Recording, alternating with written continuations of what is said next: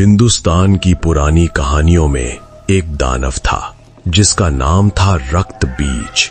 ये दानव इतना खतरनाक था कि देवता भी उससे नहीं मार पा रहे थे।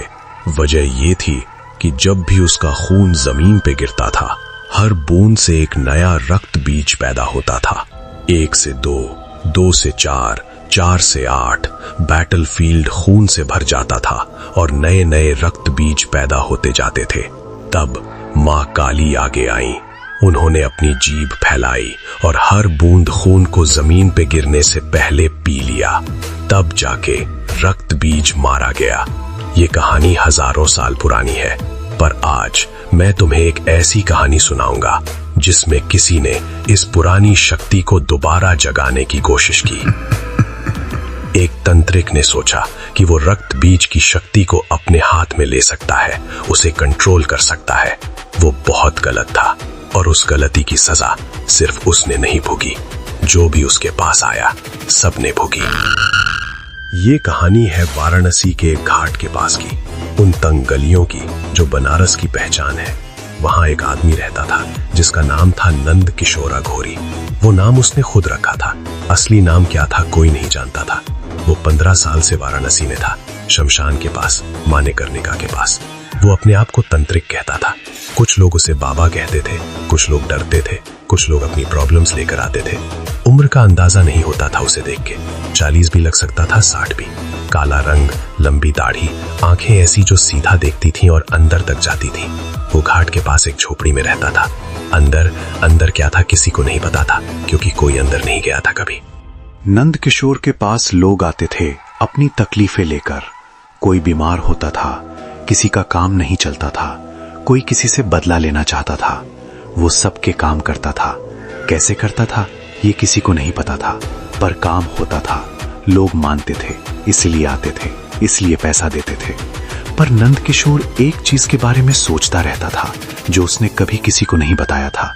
वो सोचता था कि रक्त बीज की शक्ति जो पुराणों में है, वो शक्ति रियल है, वो शक्ति जगाई जा सकती है। और अगर कोई उस शक्ति का सोर्स बन जाए, मतलब अगर किसी के खून में वो शक्ति आ जाए, तो वो इंसान प्रैक्टिकली अमर हो जाएगा। उसे मारा नहीं जा सकता, बार बार पैदा होगा और उस शक्ति का कंट्रोलर होगा नंद किशोर। 15 साल की साधना थी उसकी, 15 साल की तैयारी, और 2021 में उसने सोचा कि वक्त आ गया है। नंद किशोर को एक इंसान चाहिए था जिस पे वो ये साधना करे। एक ऐसा इंसान जो मजबूर हो, जो पैसा लेके कुछ भी करने को तैयार हो। वाराणसी में ऐसा ढूंढना मुश्किल नहीं था। वो मिला, उसका नाम था भोला। 28 साल का, घर वाला था नहीं, काम था नहीं, पीने की आदत थी, पैसा चाहिए था। नंद किशोर ने उसे 10,000 रुपए दिए और कहा, एक रात मेरे साथ रहना है, कुछ नहीं होगा, सिर्फ एक पूजा है। भोला तैयार हो गया। अक्टूबर 2021, पितृपक्ष के बाद वाला वक्त था। मानिकर्णिका पे आग दिन रात जलती थी। नंद किशोर ने रात के 2 बजे अपनी झोपड़ी में सारी तैयारी की, मंडल बनाया, एक स्पेसिफिक तरह की आग जलाई जो नॉर्मल नहीं थी, रंगीन थी, लाल और काली। भोला अंदर था, थोड़ा डरा हुआ था, पर पैसा हाथ में था तो टिका हुआ था। नंद किशोर ने मंत्र पढ़ना शुरू किया। घंटों तक पढ़ा। भोला को कुछ समझ नहीं आ रहा था। वो बैठ गया एक कोने में, नींद आने लगी उसे। तभी नंद किशोर ने कुछ किया जो भोला ने एक्सपेक्ट नहीं किया था। नंद किशोर ने एक छुरी निकाली और भोला की हाथ की उंगली पे एक छोटा सा घाव किया। 1 बूंद खून निकला। वो खून एक छोटे से बर्तन में लिया। भोला ने हाथ खींचा और पूछा, ये क्या कर रहे हो? नंद किशोर ने कहा, सिर्फ 1 बूंद चाहिए था, काम हो गया, अब तुम जा सकते हो। भोला चला गया। नंद किशोर ने उस 1 बूंद खून के साथ अपना असली काम शुरू किया। जो नंद किशोर ने किया वो तंत्र की सबसे खतरनाक विद्या थी। उस 1 बूंद खून को उसने एक स्पेसिफिक तरह की मिट्टी में मिला के एक मंडल के अंदर रखा। उसके ऊपर मंत्र पढ़े, ऐसी मंत्र जो आम तांत्रिक नहीं जानता, जो सिर्फ उन लोगों को पता है जो सच में गहरी साधना करते हैं। और फिर उसने इंतजार किया। पहली रात कुछ नहीं हुआ, दूसरी रात भी कुछ नहीं हुआ, तीसरी रात को वो बर्तन जिसमें खून था, वो बर्तन से कुछ टपका, पर खून नहीं था, कुछ और था, गहरा लाल। और वो बर्तन के बाहर आ गया, जमीन पे, और जहां गिरा वहां से कुछ निकला। एक छोटी सी चीज, बहुत छोटी, अंधेरे में दिखी नहीं अच्छे से, पर वो हिल रही थी, जिंदा थी। नंद किशोर ने टॉर्च मारी, देखा, और उसकी सांस रुक गई।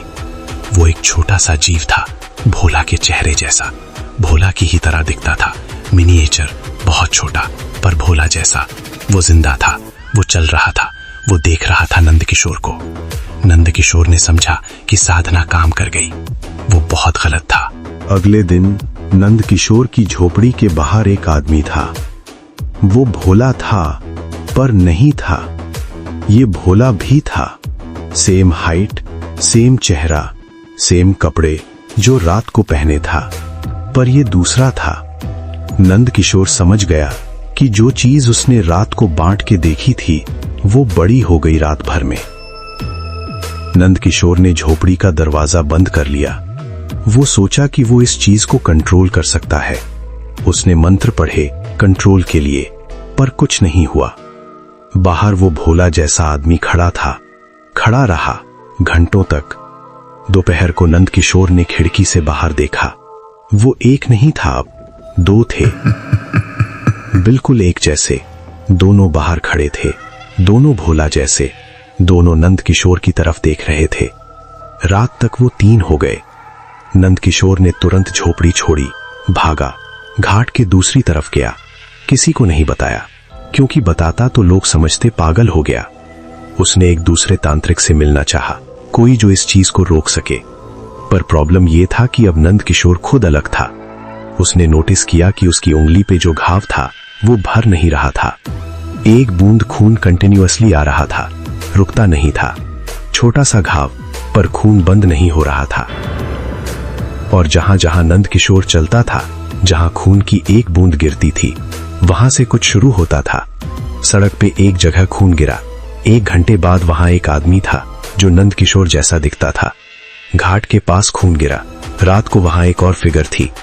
नंद किशोर समझ गया कि शक्ति उसमें आ चुकी है, पर कंट्रोल उसके पास नहीं है।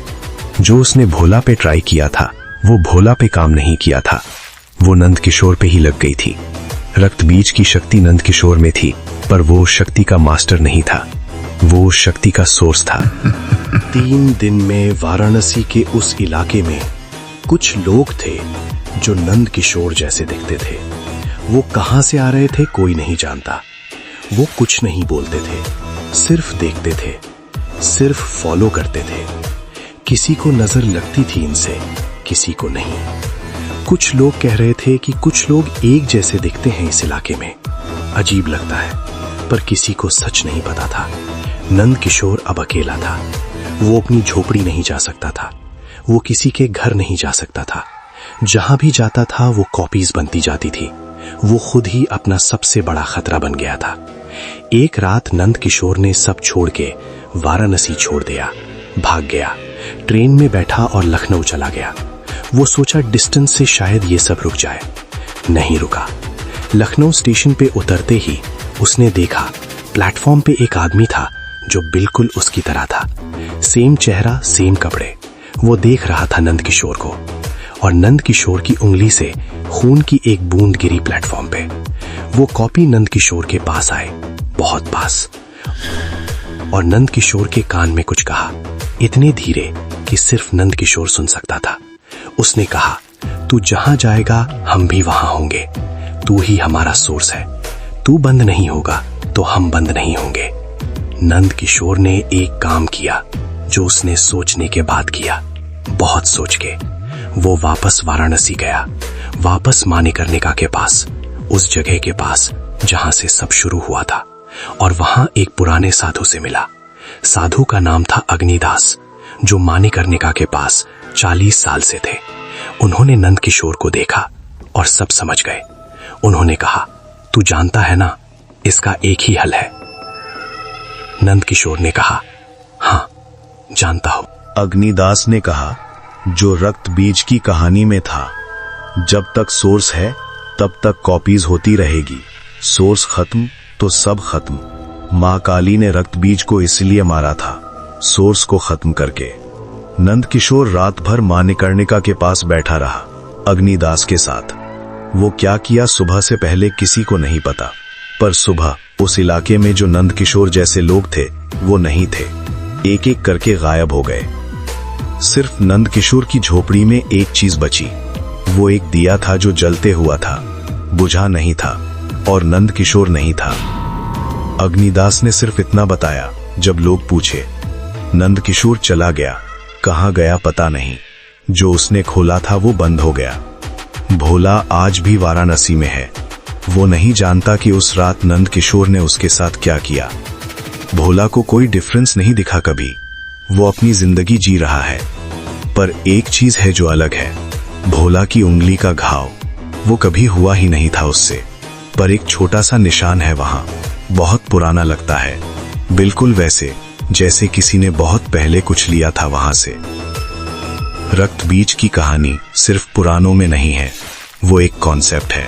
जो चीज हर बूंद से बढ़ती जाए, जो रोकने से नहीं रुकती, जो सोर्स के बिना एग्जिस्ट नहीं कर सकती, वो चीज तंत्र में जगाई जा सकती है पर कंट्रोल नहीं की जा सकती, क्योंकि कुछ शक्तियां ऐसी हैं जो कंट्रोल्ड होने के लिए नहीं है, वो सिर्फ हैं। और जब वो जाग जाती हैं तो सिर्फ एक ही सवाल रहता है, सोर्स कौन है।